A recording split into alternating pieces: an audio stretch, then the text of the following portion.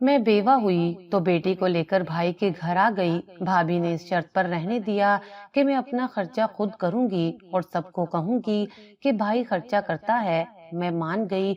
मैं एक बंगले पर काम करती, मगर सबको कहती भाई मुझे रोटी और कपड़ा ले देता है। सब भैया और भाभी की तारीफें करते, मगर वो तो मुझसे नफरत करते थे। एक दिन काम से आई तो बेटी मरी पड़ी थी। मैं डॉक्टर के पास ले गई, मगर मेरे होश उड़ गए जब डॉक्टर ने बताया। सूरज की पहली किरण ने जब नाजिया के बोसीदा कमरे में झांका तो वो एक हाथ से अपनी बेटी राबी के बिखरे बाल संवार रही थी और दूसरे हाथ से चूल्हे पर रखी चाय का चम्मच हिला रही थी। टीन की छत के सुराख से आती ठंडी हवा में नमी थी, जैसे वक्त भी सांस रोककर नाजिया की तंगी को महसूस कर रहा हो। राबी की आंखें अब भी नींद में भारी थीं और उसकी सांस में वो मासूम खुशबू थी जो एक माँ को जीने की वजह देती है। मगर नाजिया की आंखों में नींद नहीं, सिर्फ जिम्मेदारी थी। नाजिया ने वही पुराना साड़ी नुमा दुपट्टा लपेटा जो हर रोज के काम में मैला हो जाता था, मगर धोने के लिए साबुन नहीं बचता था।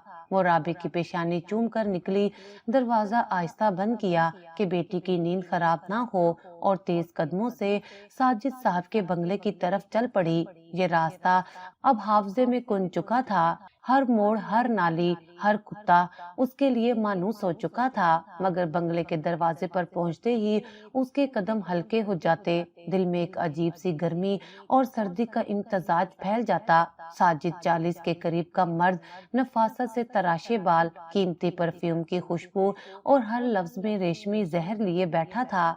वो नाजिया को कभी सीधे मुंह नहीं देखता था, हमेशा नजरें गिरा कर और फिर बदन पर सफर करती नजरें लेकर बात करता। नाजिया बीबी, तुम तो जैसे दिन ब दिन निखरती जा रही हो, लगता है गुर्बत भी तुम पर मेहरबान हो गई है। वो हंसता और नाजिया सर झुकाकर काम में लग जाती। किचन में बर्तन धोते हुए नाजिया को हमेशा साजिद के कदमों की चाप सुनाई देती थी। वो आहिस्ता आता और अक्सर उसके बालों के करीब आकर कहता, अगर चाहो तो तुम्हें इन हाथों से आजाद कर सकता हूँ। तुम जैसी औरत को फर्श पर नहीं, पलंग पर होना चाहिए। मेरे पलंग पर नाजिया के हाथ रुक जाते, लेकिन वो कभी पलटकर जवाब नहीं देती थी। वो जानती थी गुस्सा दिखाने का मतलब है नौकरी गंवाना, और नौकरी का मतलब था दवा का खर्च, बेटी की फीस और शायद आज का खाना, सब कुछ खत्म। साजिद जानता था नाजिया मजबूर है, और इसी मजबूरी को वो रोज चाटता था जैसे जख्म से लज्जत कशीद कर रहा हो। कभी कभी वो 2000 का नोट नाजिया के सामने मेज पर रखता, ये तुम्हारे लिए है, राबी के लिए, मगर आज थोड़ा देर से जाना, बैठो, एक कप कॉफी मेरे साथ पियो। नाजिया नोट को देखती, फिर साजिद की आंखों को, और खामोशी से पीछे हट जाती। नोट पड़ा रह जाता और वो अपना झुका हुआ सर उठाए बगैर काम खत्म करके वापस निकल जाती। लेकिन उस दिन कुछ मुख्तलिफ था। साजिद ने उसे किचन से बुलाकर ड्राइंग रूम में बुलाया, सामने सोफे पर बिठाया और 2 खाली गिलास रखे। एक में उसने खुद शराब डाली और दूसरा नाजिया की तरफ बढ़ाकर बोला, आज तुम थक गई होगी, एक घूंट पी लो, सब दर्द बह जाएंगे। नाजिया ने उसकी आंखों में झांका जो सच में कुछ नरम लग रही थी। वो लम्हा भर को रुकी, जैसे हर दिन की थकन, हर ताना, हर खाली पेट की रात इस गिलास में सिमट गई हो। मगर फिर बेटी का चेहरा याद आया, वो मासूम आंखें जो माँ की चादर में दुनिया देखती थी। नहीं साहब, मैं काम खत्म करके जा रही हूँ, राबी अकेली है घर पर, इंतजार कर रही होगी। साजिद ने गिलास मेज पर रखा और आहिस्ता से नाजिया का हाथ थाम लिया। एक दिन तो मेरी बात मान लो नाजिया, मैं तुम्हें इस कचरे से निकाल सकता हूँ, एक शानदार जिंदगी दे सकता हूँ, तुम्हारी बेटी के लिए भी। नाजिया का दिल एक लम्हे को लरस गया। जिंदगी शानदार, बेटी के लिए, लेकिन उस हाथ की गर्मी जो उसकी कलाई पर थी वो किसी कैद से कम ना थी। वो आहिस्ता से हाथ छुड़वाकर पीछे हटी और सिर्फ इतना बोली, मुझे देर हो रही है साहब, फिर कभी। वो दिन वैसा ही था जैसे हर दिन होता है, मगर वापसी पर नाजिया की आंखों में नमी थी। आज वो थकी हुई थी, लेकिन उसके कदमों में बेटी की मुस्कुराहट की उम्मीद थी, और वही उम्मीद कल उसका इम्तिहान बनने वाली थी, जिसका आगाज सिर्फ एक सड़े हुए निवाले से होगा और अंजाम एक ऐसी बद्दुआ से जिस पर तकदीर लरज उठेगी। उस दिन शाम के साए تھوڑے زیادہ بوجھل تھے۔ بنگلے میں کام ختم کرنے کے بعد نازیہ نے ٹفن کے ڈبے میں 2 ٹکڑے بوٹی کے، ایک پرانا سا پراٹھا اور سالن کی بچی کچی تہہ ڈال کر لپیٹ لی۔ معمول سے ہٹ کر ساجد نے کچھ نہیں کہا، صرف ایک نظر ڈالی تھی، گہری اور خاموش، جیسے کوئی فیصلہ اندر ہی اندر کر چکا ہو۔ نازیہ نے نگاہ چرائی اور چوری سے گیٹ پار کر کے اپنی گلی کے اندر قدم رکھے۔ وہ گلی جو غربت، بو اور تھکی ہوئی آنکھوں سے بھری پڑی تھی، اور جہاں اس کے جیسے کئی لوگ زندہ تھے، جیتے نہیں تھے۔ راستے میں خالہ رشیدہ نے آواز دی، آج تو دیر ہو گئی نازیہ، رابی نے دوبارہ تمہیں پکارا۔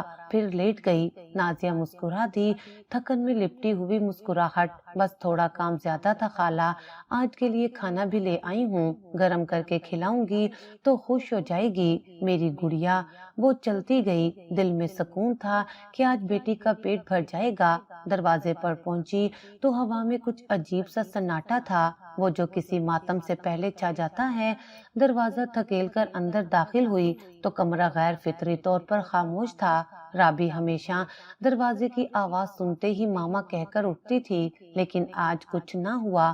اس کی آنکھیں فوراً اس کونے کی طرف گئیں جہاں رابی کا بستر تھا، وہیں پڑی تھی کمبل میں لپٹی ہوئی، مگر چہرہ مڑ کر دروازے کی طرف نہ ہوا۔ دل دھک سے رہ گیا۔ نازیہ تیزی سے آگے بڑھی۔ رابی بیٹا کیا ہوا؟ اس نے ہاتھ بڑھا کر بیٹی کے ماتھے پر رکھا، گرم، بری طرح گرم، ہونٹ خشک، رنگ زرد اور آنکھیں آدھی کھلی ہوئی، جیسے ہوش اور بے ہوشی کے درمیان معلق۔ یا اللہ! نازیہ کا دل چیخ اٹھا۔ رابی بیٹا آنکھیں کھولو، میں آ گئی ہوں، ماما آ گئی ہے۔ مگر وہ ایک لمحہ بھی پلٹ کر ماں کی طرف نہ دیکھ سکی۔ نازیہ نے زیادہ سوچے بغیر رابی کو اٹھایا، پتلے سے وجود کو اپنے سینے سے لگایا اور باہر نکل گئی۔ گلی کی نکڑ پر موجود رضوان رکشے والے کو آواز دی جو سوتا پایا گیا، بھائی ہسپتال لے چل، بچی کی حالت خراب ہے، جلدی کر۔ رضوان نے ایک نظر بچی پر ڈالی اور بغیر کچھ پوچھے رکشہ سٹارٹ کر دیا۔ ہسپتال پہنچنے پر رابی کو ایمرجنسی وارڈ میں داخل کیا گیا۔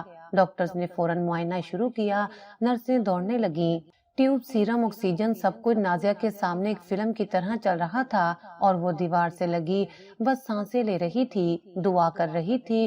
کچھ گھنٹوں بعد ایک سینئر ڈاکٹر نے نازیہ کو بلایا۔ اس کے چہرے پر وہ سنجیدگی تھی جو کسی بھی ماں کو توڑ دینے کے لیے کافی ہوتی ہے۔ دیکھیں، بچے کو فوڈ پوائزننگ ہوئی ہے، شدید قسم کا انفیکشن پھیل چکا ہے جسم میں۔ اس نے جو کھانا کھایا وہ کم از کم 7 دن پرانا تھا، شاید خراب تھا۔ اس کی حالت نازک ہے، ہم پوری کوشش کر رہے ہیں۔ لیکن نازیہ کی آنکھیں بھر آئیں۔ نہیں ڈاکٹر صاحب، وہ تو میں بنگلے سے لائی تھی، میں نے نہیں دیا اسے۔ ڈاکٹر نے نرمی سے اس کے کندھے پر ہاتھ رکھا۔ کبھی کبھی نیت نہیں، حالات مار دیتے ہیں، آپ دعا کیجئے، باقی ہم دیکھ رہے ہیں۔ یہ سنتے ہی نازیہ کی ٹانگوں سے جان نکل گئی۔ وہ وہیں زمین پر بیٹھ گئی، دونوں ہاتھوں میں چہرہ چھپا لیا اور ایسا روئی جیسے اندر کی آواز بھی پھٹ جائے۔ یا اللہ، میں اپنی بچی کو مار دوں گی، میں نے تو بس پیٹ بھرنے کو دیا تھا۔ وہ الفاظ جو زبان پر نہیں آتے تھے، آنکھوں سے بہہ رہے تھے۔ اس رات ہسپتال کا بینچ نازیہ کا بستر بنا، اور دل کے اندر ہر دھڑکن ایک سوال بن گئی۔ کیا وہ ماں تھی؟ کیا اس نے زندگی دی یا موت کا زہر خود لے کر جا کر اپنی بیٹی کے منہ میں رکھا؟ وہ بار بار ساجد کا چہرہ یاد کرتی، وہ لمحات جب اس نے کھانے کو ہاتھ لگایا تھا، اور پھر اس ایک لمحے کو کوستی جب بیٹی کو پرانا سالن کھلایا، صرف پیٹ بھر جائے یہ سوچ کر۔ صبح سورج نکلا، لیکن روشنی نازیہ کے لیے کوئی معنی نہ رکھتی تھی۔ رابی بدستور بے ہوش تھی۔ اسی وقت خالہ رشیدہ ہسپتال آئیں اور ایک دھماکہ کیا۔ میں سب جانتی ہوں، سائمہ نے وہ کھانا دیا تھا، اسے وہی 7 دن پرانا جو فریج میں رکھا تھا، خود بریانی بنا کر محلے میں بانٹی اور نازیہ کی بچی کو زہر دیا۔ نازیہ نے چونک کر خالہ کی طرف دیکھا۔ کیا کہہ رہی ہو خالہ؟ خالہ نے آہستہ سے بتایا، میں نے خود دیکھا۔ سائمہ نے فریج کھولا اور پرانا برتن نکالا اور کہنے لگی، بس اسی کے لیے کافی ہے۔ میں سمجھ نہ پائی اس وقت، لیکن اب سب صاف ہے۔ نازیہ کی آنکھیں سرخ ہو گئیں، جیسے پوری دنیا پر خون اترا ہو۔ میری بچی سائمہ نے، خالہ نے سر جھکا دیا۔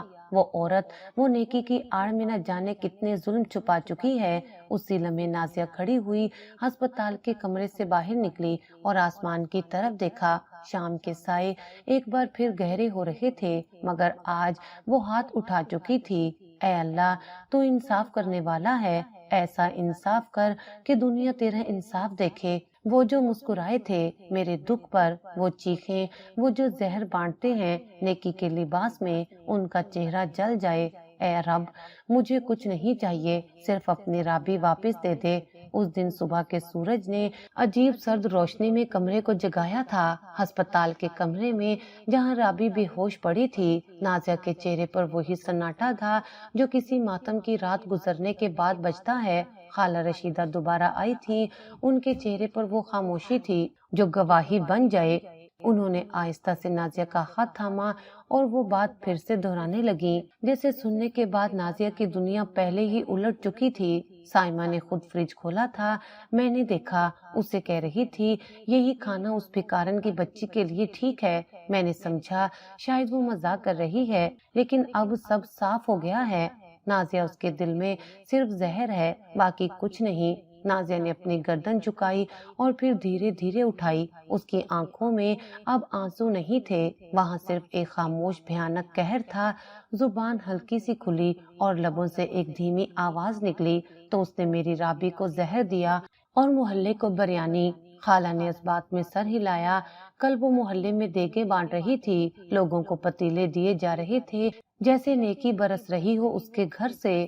لوگ دعائیں دے رہے تھے اسے، اور میری بیٹی یہاں موت سے لڑ رہی تھی۔ نازیہ نے آسمان کی طرف نظریں اٹھائی، اس کی ہتھیلیاں خود بخود اٹھ گئیں جیسے وہ قدرت سے کچھ مانگنے نہیں، حساب لینے آئی ہو۔ اے اللہ، تو دیکھ رہا ہے نا، میں نے کچھ نہیں مانگا تجھ سے، نہ آسانی نہ سکون، میں نے صرف روٹی مانگی، وہ بھی بچی کے لیے، اور اس کے بدلے میں وہ سانسیں بھی چھین لی گئیں جن پر میرا جنون قائم تھا۔ اب میں کچھ نہیں مانگوں گی، میں صرف ایک دعا کروں گی، ایسی بد دعا جو آسمان چیر دے، زمین ہلا دے اور انصاف کو بے نقاب کر دے۔ اے رب، ایسا انصاف کر، ایسا انصاف کہ دنیا تجھے دیکھے اور سمجھے کہ ظلم کا انجام کبھی نہیں چھپتا۔ میری بیٹی کی چیخ بن جائے، اس کے کانوں کی پکار، اس کا ہر نوالا زہر ہو، ہر رات قید ہو اور ہر صبح شرمندگی کا جنازہ ہو۔ وہ ہنسے تو اس کی ہنسی خون روئے، اور وہ سجدہ کرے تو فرشتے منہ موڑ لے۔ محلے میں اسی وقت سائمہ کا چہرہ جگمگا رہا تھا۔ وہ گلی گلی میں ٹفن بھجوا رہی تھی، دیگوں میں گرم بریانی، کباب اور میٹھے بھیج رہی تھی۔ عورتیں اس کی دریا دلی کی قائل ہو رہی تھیں، مرد دعائیں دے رہے تھے۔ ارے واہ بھابھی، آپ تو فرشتہ ہیں، اتنی گرمی میں اتنی خدمت۔ سائمہ ہنس کر کہتی، سب اللہ کی دین ہے بہن، ہم تو بس اس کا وسیلہ ہیں۔ لیکن اس کا چہرہ مصنوعی تھا اور اندر ایک غصہ بھرا ہوا تھا جو صرف وہ جانتی تھی۔ اس کے لیے نازیہ ہمیشہ ایک بوجھ رہی تھی۔ اسے وہ عورت برداشت نہ تھی جو کم بولتی تھی مگر نظریں نیچی رکھتی تھی، عزت سے جیتی تھی، اور اس کی بیٹی معصوم، پیاری اور سب کی توجہ کا مرکز۔ سائمہ کے اپنے بچوں سے بھی زیادہ یہ وہ زہر تھا جو سائمہ نے دل میں برسوں سے پال رکھا تھا۔ نازیہ کی چھت پر رہنے کی اجازت، کھانے کی پابندی، تانے طنز، سب سائمہ کے ہی احسانات تھے جو وہ روز اس کی آنکھوں میں گسیڑتی تھی۔ اور اب جب نازیہ نے بنگلے سے کھانا لانا شروع کیا، سائمہ کو یہ گوارا نہ ہوا کہ وہ بھکارن ساجد جیسے امیر آدمی کے گھر سے کچھ لے کر آئے۔ اس کی مرضی کے بغیر وہ حسد میں جلتی رہی، اور ایک دن جب اس نے وہ سڑا ہوا سالن فریج میں دیکھا تو مسکرا کر کہا بس یہی اس کے لیے کافی ہے۔ اس رات نازیہ ہسپتال میں بیٹی کے سرہانے بیٹھی رہی، ہر سانس پر وہ اللہ کا نام لیتی، لیکن دل میں صرف ایک شعلہ تھا، انصاف کا۔ اگلی صبح جب محلے میں خالہ رشیدہ نے ایک عورت سے سائمہ کے بارے میں بات کی تو وہ بولی، کل رات عجیب خواب آیا، سائمہ بریانی بانٹ رہی تھی اور وہی کھانا لوگوں کے ہاتھوں میں سڑ رہا تھا، لوگ کہہ کر رہے تھے اور اس کی ہنسی گونج رہی تھی۔ خالہ نے گہرا سانس لیا، یہ خواب نہیں بہن، یہ آنے والا وقت ہے۔ بد دعا ایک بار لگ جائے تو دعا بھی پیچھے ہٹ جاتی ہے۔ محلے کی دیواروں میں آج ایک عجیب سی سرگوشی تھی، نیکی کا شور مگر نیچے کہیں سچائی کی ہلکی سی گونج۔ کچھ عورتیں اب سائمہ کے رویے پر سوال کرنے لگی تھیں، کچھ کو شک ہو رہا تھا کہ وہ ہر سال دیکھ کیوں چڑھاتی ہے اور کس نیت سے، اور نازیہ، اس کی آنکھوں میں اب رحم نہیں بچا تھا، اس کے قدم اب لرزتے نہیں تھے۔ وہ ہر صبح بیٹی کا ہاتھ تھامتی، ماتھے پر بوسہ دیتی اور سرگوشی میں کہتی، اٹھو میری رابی، تمہیں صرف ماں کی نہیں انصاف کی آنکھیں بھی دیکھنی ہیں۔ کہیں نہ کہیں آسمان پر قلم حرکت میں آ چکا تھا، فیصلے کی سیاہی ابھی خشک نہیں ہوئی تھی مگر صفحہ کھل چکا تھا، اور جو صفحہ نازیہ نے اپنے سجدے سے کھولا تھا وہ جلد بند ہونے والا نہیں تھا۔ ہسپتال کی سفید دیواروں پر وقت جیسے جم سا گیا تھا، رابی کی سانسیں اب بھی مشین کے سہارے چل رہی تھیں اور نازیہ کی زندگی ان مشینوں کے گرد ہی گھومنے لگی تھی۔ 5,000 کی دوا چاہیے ورنہ رات کا وقت نکالنا مشکل ہوگا۔ ڈاکٹر کی یہ بات سن کر نازیہ کے ہاتھ کپ کپانے لگے، جیب خالی تھی اور قرض مانگنے کے لیے کوئی چہرہ اب اعتبار کے قابل نہیں رہا تھا۔ ہسپتال کے باہر بیٹھے اس نے اپنے دوپٹے کا کونا چبایا، وہ عادت جو اسے تب لگتی تھی جب بے بسی زبان سے آگے بڑھ جاتی تھی۔ تبھی فون بجا، اسکرین پر ساجد صاحب کا نام چمک رہا تھا۔ دل ایک لمحے کو ڈوبا جیسے کسی گہرے کنویں میں گرا ہو۔ وہ جانتی تھی اس کال میں کوئی ہمدردی نہیں، صرف پیشکش ہوگی، وہی پرانا لمس، وہی وہ سیدھا دلدل جس میں ایک بار قدم رکھ دیا تو نکلنا ممکن نہیں۔ فون کان سے لگایا، آواز کانوں میں زہر کی طرح اتری، نازیہ میں جانتا ہوں تم پر کیا گزر رہی ہے، تم اکیلی ہو، کمزور ہو اور تمہاری بیٹی تمہاری سانس ہے، میں چاہوں تو تمہیں اس عذاب سے نکال سکتا ہوں۔ نازیہ خاموش رہی، صرف ایک رات نازیہ، ایک رات میرے ساتھ اور تمہیں کسی دوا کے لیے ترسنا نہیں پڑے گا۔ زبان خشک ہو گئی، حلق سے سانس اٹکنے لگی، میں تمہیں خرید نہیں رہا، بس مدد کر رہا ہوں جیسے ایک مرد کرتا ہے ایک خوبصورت عورت کے ساتھ۔ نازیہ نے فون بند کر دیا، ہاتھ کانپنے لگے، آنکھوں سے آنسو نکلنے کو تھے مگر اب وہ رونا نہیں چاہتی تھی، وہ غصہ چاہتی تھی مگر غصے سے دوا نہیں آتی، وہ عزت چاہتی تھی مگر عزت سے بچی کی جان نہیں بچا سکتی تھی۔ اس نے بیگ کھولا اور پچھلے 3 دنوں میں ساجد کی دی ہوئی پرچیوں کو نکالا، ان پر دوا کے نام درج تھے، ہر پرچی کے ساتھ ایک مختصر سا جملہ لکھا تھا، تمہاری مسکراہٹ کی قیمت بہت کم ہے، بڑھا دوں اور یہ سب ہمیشہ کے لیے تمہارا ہو جائے گا۔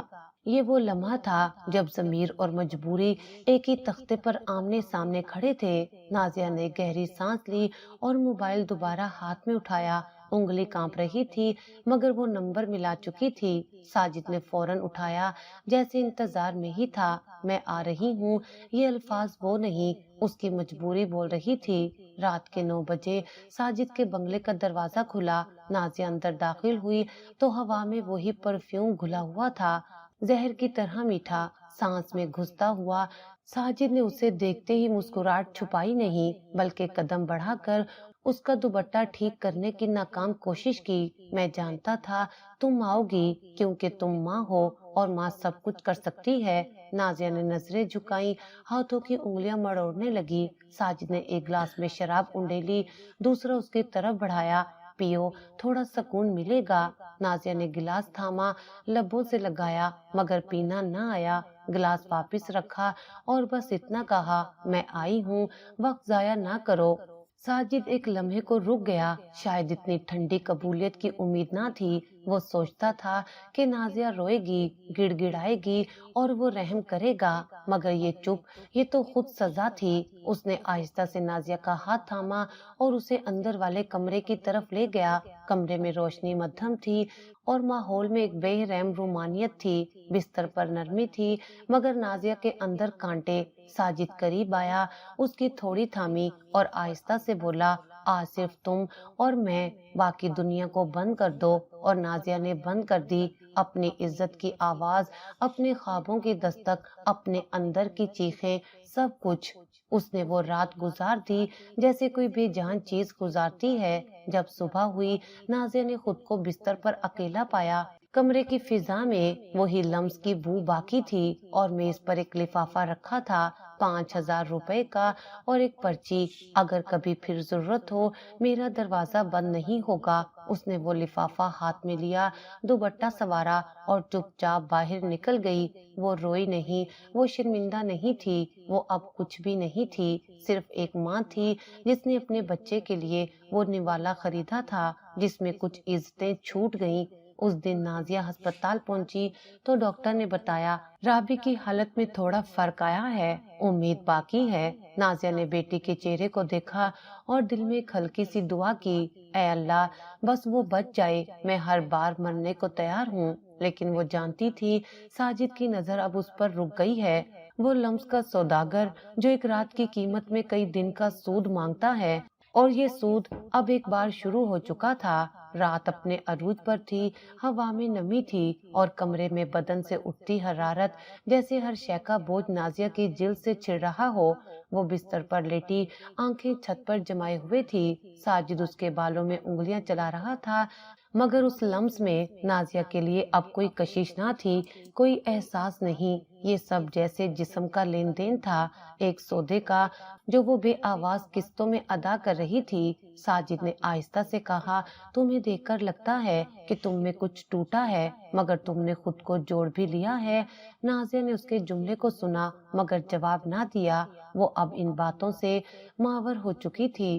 ساجد کی آنکھوں میں اس کے لیے ہوس تھی، محبت کا کوئی گمان نہیں، وہ اسے چاہتا نہیں تھا، وہ اسے صرف رکھنا چاہتا تھا، اپنی مرضی سے، اپنی سہولت سے۔ رات کے آخری پہر میں ساجد گہری نیند سو چکا تھا اور نازیہ بستر سے چپکے بیٹھ گئی۔ وہ چپکے سے کمرے سے نکلی، ڈریسنگ کے سامنے آ کر کھڑی ہوئی، آئینے میں اس نے خود کو دیکھا جیسے پہلی بار، اس کی آنکھیں سوجی ہوئی تھیں، بال بکھرے ہوئے، دوپٹہ گردن سے پھسل کر بازوؤں پر آ ٹھہرا تھا، لیکن سب سے عجیب بات یہ تھی کہ اس کے چہرے پر شرمندگی نہیں تھی، نہ کوئی پچھتاوا، نہ کوئی خجالت، وہاں صرف خاموشی تھی، تھکن کی، بیزاری کی اور ایک گہری آگاہی کی۔ وہ آنکھیں جو کبھی چمکتی تھیں آج بس دیکھتی تھیں، ناپ تول کر اور سب کچھ سمجھ کر۔ وہ جان چکی تھی کہ دنیا کی سب سے قیمتی چیز عزت صرف ان کے لیے تھی جن کے پاس طاقت تھی، دولت تھی، اثر تھا، باقی سب کے لیے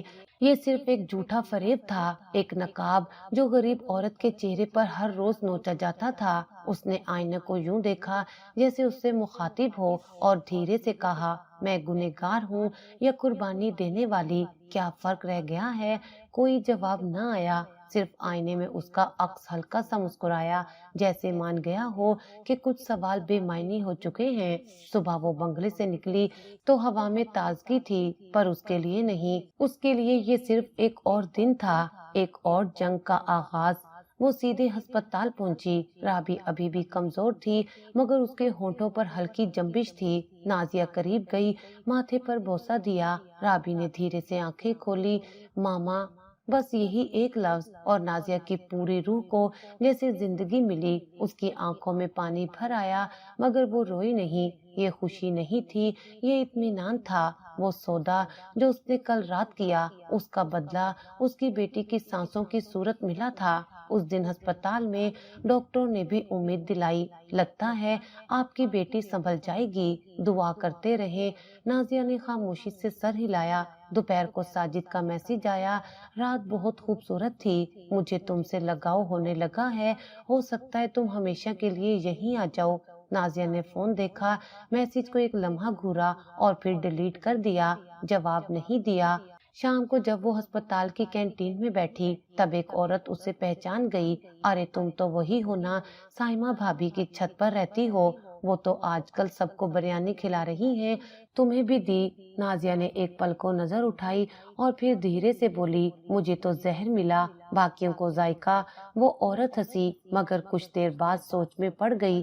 نازیہ کی بات ہنسی کی نہیں تھی، وہ کسی اور گہرائی میں جا چکی تھی۔ اس رات نازیہ نے رابی کے سرہانے بیٹھ کر اس کے بالوں میں انگلیاں چلائیں، بیٹی کی آنکھیں بند تھیں مگر سانسیں ایک تسلسل سے چل رہی تھیں، زندگی آہستہ آہستہ واپس آ رہی تھی، اور نازیہ وہ کسی جنگ کی تیاری میں تھی۔ وہ اب نہ ساجد کے لمس سے ڈرتی تھی نہ سائمہ کے زہر سے۔ وہ جان چکی تھی کہ عورت جب اپنی خاموشی کی قیمت پہچان لیتی ہے تو پوری دنیا اس کے لفظوں سے تھر تھر کانپتی ہے۔ محلے کی گلیوں میں جیسے ہر طرف سائمہ کا چرچا تھا۔ سائمہ بھابی نے فلاں کو بریانی دی، سائمہ نے بیوہ کے بچے کے لیے کپڑے بھجوائے، سائمہ نے غریب کی بچی کی شادی میں سونا دیا۔ عورتیں جب چولہوں کے آگے بیٹھتی یا گلی کی نکڑ پر اپنی باتوں کی محفل سجاتی تو سائمہ کے نیک کاموں کی فہرست شروع ہو جاتی۔ ارے سائمہ بھابی تو اللہ والی ہے، ہر کسی کی مدد کرتی ہے۔ ہاں بھائی دیکھو نا، دیکھ چڑھائی اور پوری گلی میں بانٹی۔ کاش ہر گھر میں ایسی عورت ہو تو دنیا سنور جائے۔ لیکن ان تعریفوں کے بیچ ایک چہرہ تھا جو ہمیشہ خاموش رہتا، خالہ رشیدہ۔ وہ گلی کے سب سے پرانے مکینوں میں سے تھی۔ گواہیوں اور رازوں کی جھریاں ان کے چہرے پر لکھی تھی۔ ہر ہنسی میں چھپی ہوئی کراہا اس کی سنجیدہ آنکھوں سے اوجھل نہ ہوتی۔ اس دن نازیہ رابی کو لے کر گھر لوٹی تھی۔ بچی ابھی کمزور تھی مگر اب چلنے کے قابل ہو گئی تھی۔ دوائیوں کا سلسلہ جاری تھا۔ دوپہر کو وہ پانی بھرنے گئی تو خالہ رشیدہ نے پاس بلا لیا۔ وہ چپ چاپ آ کر بینچ پر ان کے ساتھ بیٹھ گئی۔ رشیدہ نے ایک گہری سانس لی، جیسے کوئی بوجھ سینے سے اتارنے کا ارادہ کر رہی ہو۔ نازیہ، میں تجھ سے کچھ کہنا چاہتی ہوں پر یہ باتیں سب کو نہیں بتاتی۔ نازیہ نے خاموشی سے ان کی طرف دیکھا، جیسے بولنے کی ہمت اب بھی نہیں آئی ہو لیکن سننے کے لیے تیار ہو۔ سائمہ، جس کی نیکیوں کے قصے سب سناتے ہیں، وہ دراصل کیسی ہے یہ میں جانتی ہوں۔ برسوں کی ہمسائی ہوں، میں نے اس کے وہ چہرے دیکھے ہیں جو اس کے آئینے بھی نہ دیکھ سکیں۔ نازیہ نے آنکھیں نیچی کر لی، جیسے اس کے دل کی تصدیق ہو رہی ہو۔ یہ کوئی پہلی بار نہیں کہ اس نے کسی کو سڑا ہوا کھانا دیا ہو۔ نازیہ، تیرے ساتھ جو ہوا، پہلے بھی یہاں دو نوکرانیاں تھیں، ایک لڑکی سلمہ معصوم سی، بے حد غریب، وہ بھی چھت پر رہتی تھی اور سائمہ نے ہمیشہ اس کے ساتھ نفرت بھرا سلوک کیا۔ ایک دن وہ لڑکی بیمار پڑ گئی، دوا مانگی تو سائمہ نے تانوں میں لپٹی ہوئی 2 ٹکے کی گولیاں تھما دیں۔ لڑکی تڑپتی رہی، کوئی سننے والا نہ تھا۔ اگلی صبح اس کی لاش ملی۔ نازیہ کی آنکھیں پھیل گئیں، اس نے بے یقینی سے خالہ کی طرف دیکھا۔ پھر ایک اور لڑکی نجمہ، وہ یہاں سلائی کا کام کرتی تھی۔ سائمہ نے اس کی جوانی سے ہائف ہو کر اس پر الزام لگایا کہ وہ محلے کے لڑکوں کو اشارے کرتی ہے۔ اس کی ماں نے دہائی دی مگر سائمہ کی زبان اور نام کا ایسا اثر تھا کہ نجمہ کو ہی محلہ چھوڑنا پڑا۔ خالہ رکی، پھر دھیرے سے بولی، سائمہ نے ہمیشہ نیکی کی اوڑ میں نفرت پھیلائی ہے۔ وہ چاہتی ہے لوگ اس سے مرعوب رہیں، سچ بولنے کی ہمت نہ کریں۔ اس کی نیکی صرف وہ لبادہ ہے جس کے نیچے زہر کی پوری دنیا چھپی ہے۔ نازیہ کو لگا جیسے وہ سانس لینا بھول گئی ہو۔ وہ جو کبھی سائمہ کی خاموش دشمنی کو اپنی کمزوری سمجھتی تھی، اب جان چکی تھی کہ یہ دشمنی ذاتی نہیں، ایک سلسلہ ہے، ایک عادت، ایک گھٹیا تسلسل۔ تو لوگ کیوں نہیں کچھ کہتے؟ خالہ کی آنکھوں میں دکھ چمک اٹھا، کیونکہ وہ دے سکتی ہے اور ہم مانگنے والے ہیں۔ یہاں نیکی بھی سود پر دی جاتی ہے۔ سائمہ جو دیتی ہے اس کا بدلہ عزت مانگتی ہے، خاموشی مانگتی ہے، وفاداری مانگتی ہے۔ نازیہ نے سر جھکا لیا، دل میں ایک اور آگ بھڑکنے لگی۔ اب یہ ذاتی نہیں رہا تھا، یہ وہ سچ تھا جو صرف اس کی بچی سے نہیں، کئی معصوموں سے چھینا گیا تھا۔ خالہ، اگر میں کچھ کروں؟ خالہ نے نرمی سے اس کا ہاتھ تھاما۔ بیٹی، سچ کو دبایا جا سکتا ہے، مٹایا نہیں جا سکتا۔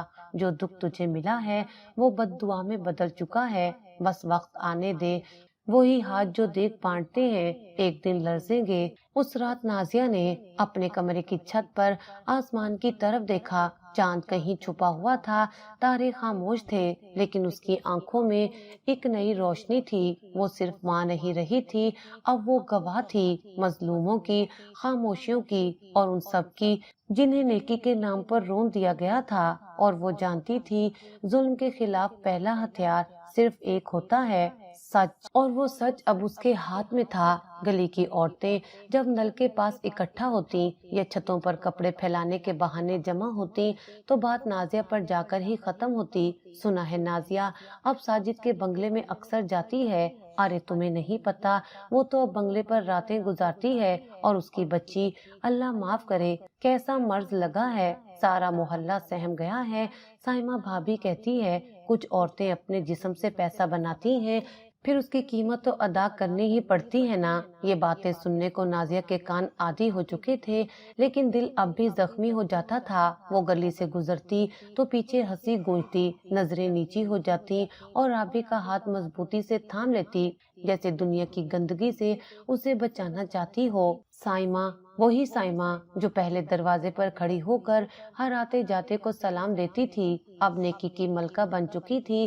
نازیہ کو خبر تھی کہ سائمہ نے اس کے خلاف فضا بنائی ہے، مگر وہ اب کچھ کہہ نہیں سکتی تھی۔ ساجد کے ساتھ اس کا جو رشتہ بن چکا تھا وہ نامکمل تھا۔ ساجد ہر ہفتے دوا بھجواتا، کبھی نقدی، کبھی پھل اور کبھی صرف وہ خالی جملے جو محبت کا لبادہ اوڑے ہوتے تھے۔ تم جیسی عورت کو میں اپنے گھر کا حصہ بنا سکتا ہوں، نازیہ ایک شرط پر، تم صرف میری بن جاؤ۔ یہ جملہ ساجد نے اسے تب کہا جب وہ ہسپتال کے وارڈ سے تھکی ہوئی باہر آئی تھی اور اس کی جیب میں دوا کے پیسے نہیں تھے۔ ساجد نے اس کا ہاتھ تھام کر کہا، تمہارے لیے میں نے ایک چھوٹا سا فلیٹ خریدا ہے، صاف ستھرا، محفوظ، جہاں رابی بھی آرام سے رہ سکتی ہے، بس شرط وہی ہے۔ نازیہ نے وہ چابی دیکھی جو ساجد نے اس کے ہاتھ پر رکھی تھی، سادہ سی مگر بھاری۔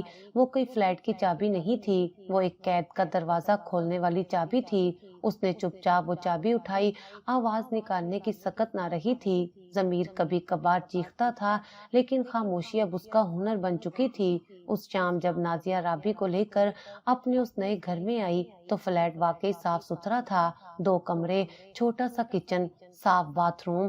رابی نے دیواروں کو ہاتھ لگایا اور پہلی بار مسکرائی، ماما یہ ہمارا گھر ہے۔ نازیہ کی آنکھیں نم ہو گئیں، لیکن اس نے ہاں میں سر ہلا دیا۔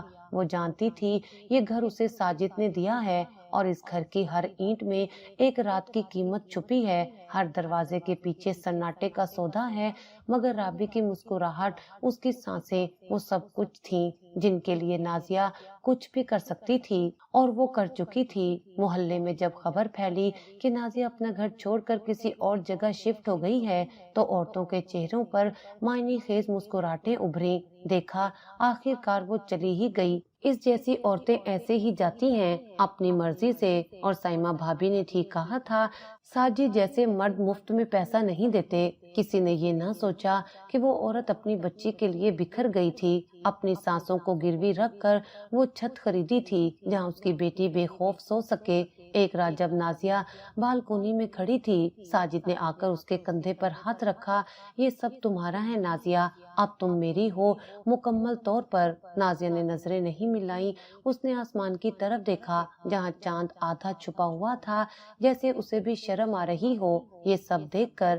رات کی خاموشی میں جب کمرے کے دروازے آہستہ سے بند ہوتے اور پردے اندر کی روشنی کو چھپاتے، تب ساجد کا لمس نازیہ کے جسم پر اترتا، جیسے کوئی ذمہ داری نبھائی جا رہی ہو۔ وہ محبت کا دکھاوا کرتا، چاہت کے جملے دہراتا، مگر نازیہ کی آنکھیں ہر بار ایک ہی منظر میں قید ہو جاتی، رابی کا چہرہ جو اسی گھر کے دوسرے کمرے میں بے خبر سو رہا ہوتا اور جس کی سانسیں اس کی ماں کی قربانیوں سے بندھی تھیں۔ تم مجھ سے دور کیوں رہتی ہو نازیہ؟ ساجد اکثر پوچھتا۔ وہ ہلکی مسکراہٹ کے ساتھ جواب دیتی، میں کہیں گئی ہی کب ہوں؟ وہ بات سچ تھی، نازیہ کے بدن پر ساجد کا ہاتھ تھا، مگر اس کی روح کہیں اور تھی، اپنی بچی کی آنکھوں میں جو کبھی کبھی چپ چاپ اپنی ماں کو دیکھتی، جیسے سوال کر رہی ہو، تم اتنی تھکی ہوئی کیوں ہو ماما؟ نازیہ کی نیندیں اب ٹکڑوں میں بٹ چکی تھیں، دن بھر رابی کا خیال، دوا، کھانے پینے کا حساب، اور رات میں ساجد کی خواہشات کا بوجھ۔ وہ ہنستی تھی مگر مصنوعی انداز میں، بات کرتی تھی مگر لفظ کھوکھلے ہوتے، وہ جیتی تھی مگر دراصل زندہ لاش بن چکی تھی۔ ایک رات ساجد نے اسے سینے سے لگا کر پوچھا، کبھی لگا کہ تم مجھ سے محبت کرنے لگی ہو؟ نازیہ نے کچھ لمحے خاموشی اختیار کی، پھر دھیرے سے کہا، محبت تو وہ ہوتی ہے جو روح کو سکون دے۔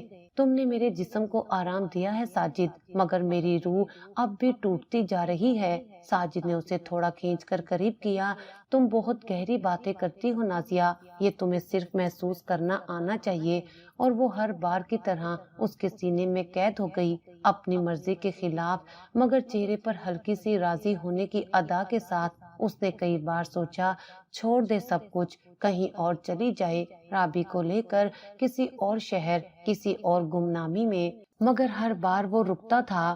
دوا، فیس، کرایہ، تنہائی، اور پھر وہ لمحے جب رابی اس کے سینے سے لگ کر سو جاتی اور کہتی ماما ہم یہاں خوش ہیں نا۔ نازیہ ہر بار خود کو یہی کہہ کر خاموش کر لیتی، یہ خوشی، یہ چھت، یہ سب میں نے خریدا ہے اپنی مرضی بیچ کر، اپنی بے نیازی بیچ کر، اور اب اس قیمت پر جینا ہی میرے نصیب میں ہے۔ ایک بار رابی نے رات کو نیند میں کرا کر ماں کو پکارا، مما کہاں ہو؟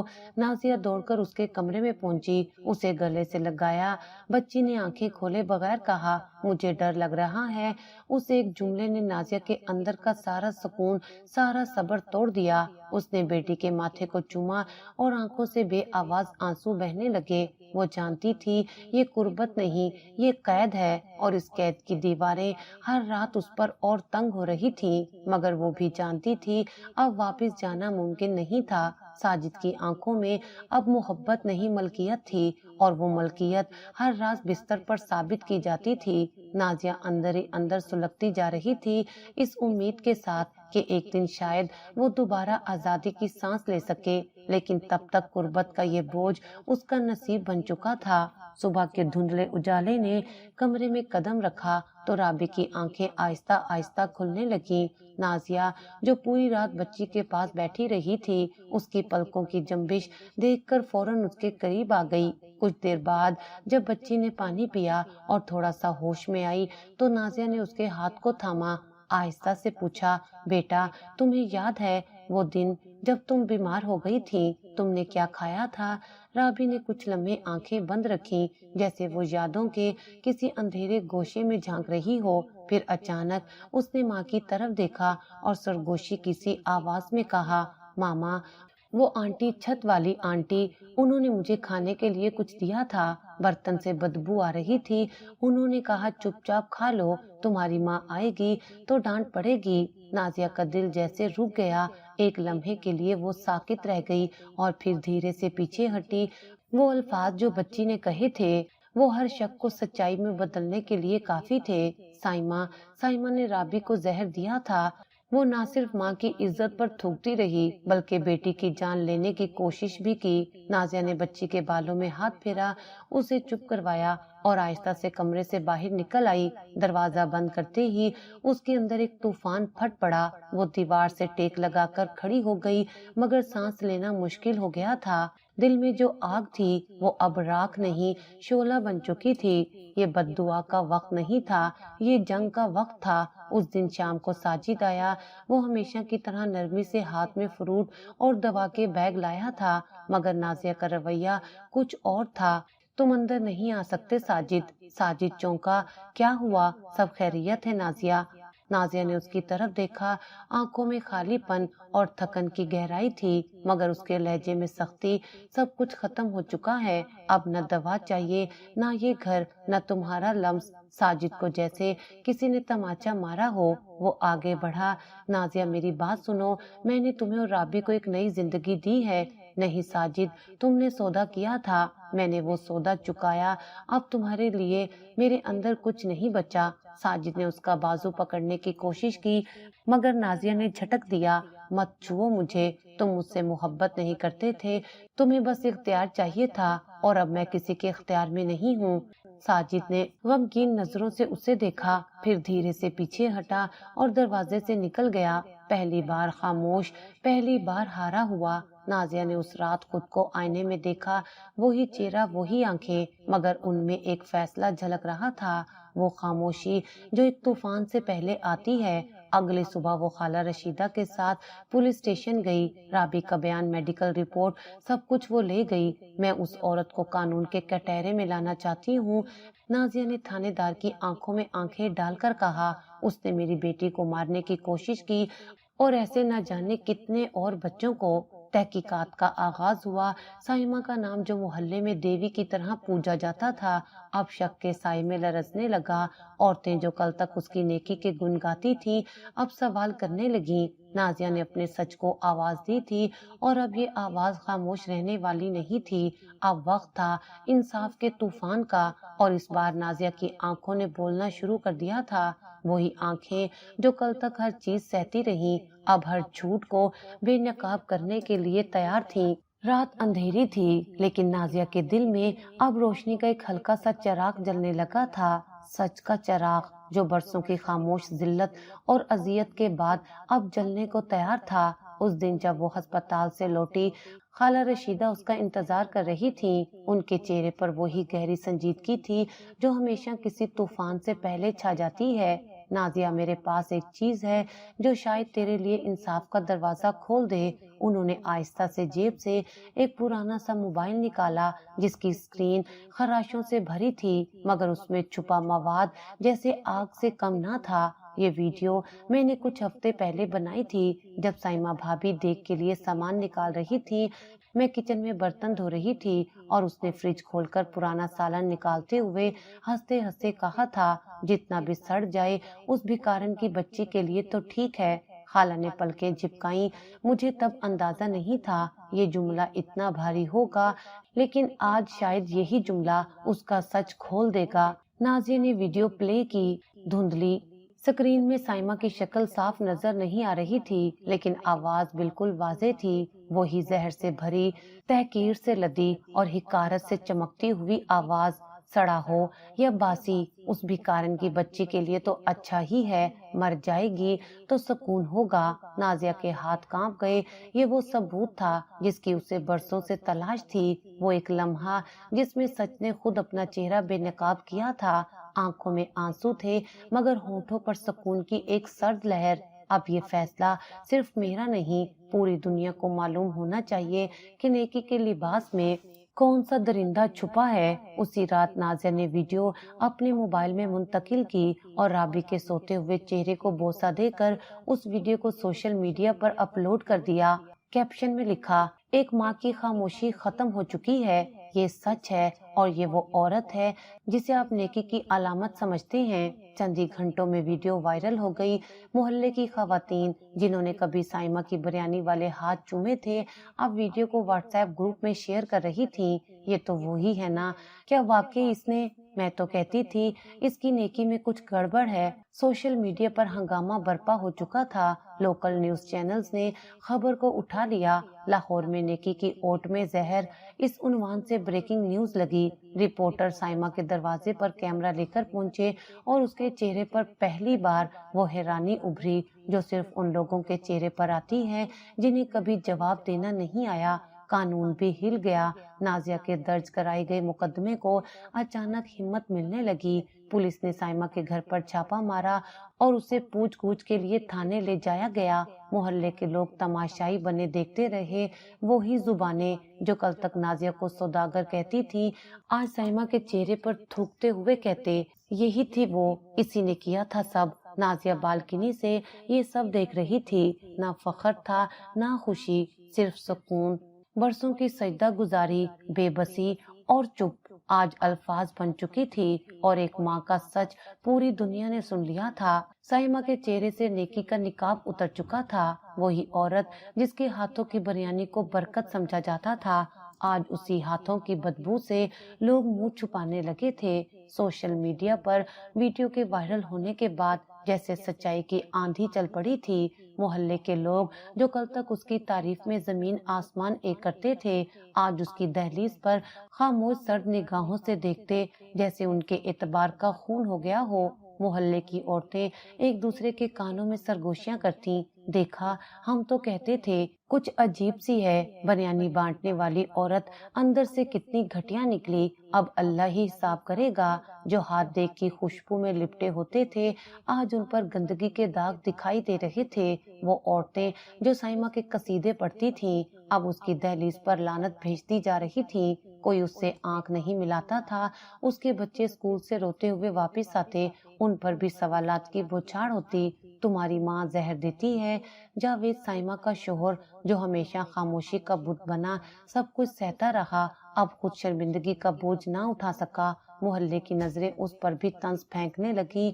ایک دن وہ گھر آیا تو سائمہ دروازے پر چپ بیٹھی تھی، اس کے بال بکھرے ہوئے، چہرہ پھیکا اور آنکھیں خالی تھیں۔ جاوید نے کاغذات اس کے سامنے رکھے، طلاق کے۔ میں نے بہت برداشت کیا لیکن میں اب اس گندگی کا حصہ نہیں بن سکتا۔